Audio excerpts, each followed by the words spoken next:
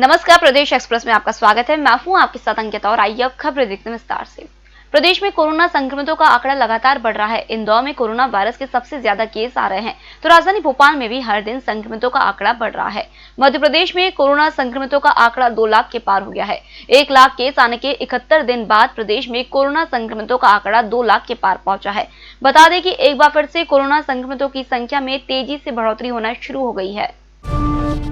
प्रदेश विधानसभा ने शीतकालीन सत्र की अधिसूचना जारी कर दी है, जिसके मुताबिक सरकार धर्म स्वतंत्रता अधिनियम 2020 बिल 30 दिसंबर को सदन में पेश करेगी। यदि यह बिल पारित हो जाता है तो नए साल के पहले महीने में यह कानून लागू हो जाएगा। सरकार पहले ही घोषणा कर चुकी है कि शीतकालीन सत्र में यह बिल विधानसभा में पेश किया जाएगा। हालांकि बिल का ड्राफ्ट वरिष्ठ सचिवों की मंजूरी के लिए भेजा गया है। इसके बाद कैबिनेट इस पर मुहर लगाएगी।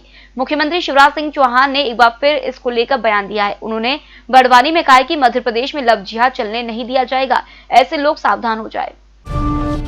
निकाय चुनाव 2 और पंचायत चुनाव 3 चरण में कराए जाएंगे। राज्य निर्वाचन आयोग इसके हिसाब से तैयारियों में जुटा है। प्रदेश के 344 निकायों और 23,000 पंचायतों में चुनाव कराए जाने हैं। पिछले पंचायत चुनाव में करीब 3 करोड़ 42 लाख मतदाता थे। नगरीय इलाकों में इनकी संख्या 1 करोड़ 16 लाख थी।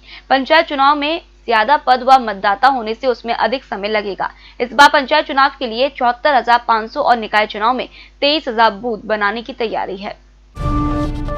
इंजीनियरिंग कॉलेज के 31 छात्रों को नगर निगम ने ठग लिया है। 1 महीने से अधिक तक संपत्ति कर का सर्वे कराने के बाद इन छात्रों को मानदेय देने की बारी आई तो नई शर्त थोप दी कि छात्र द्वारा 50 घर का सर्वे करने को 1 दिन का काम माना जाए।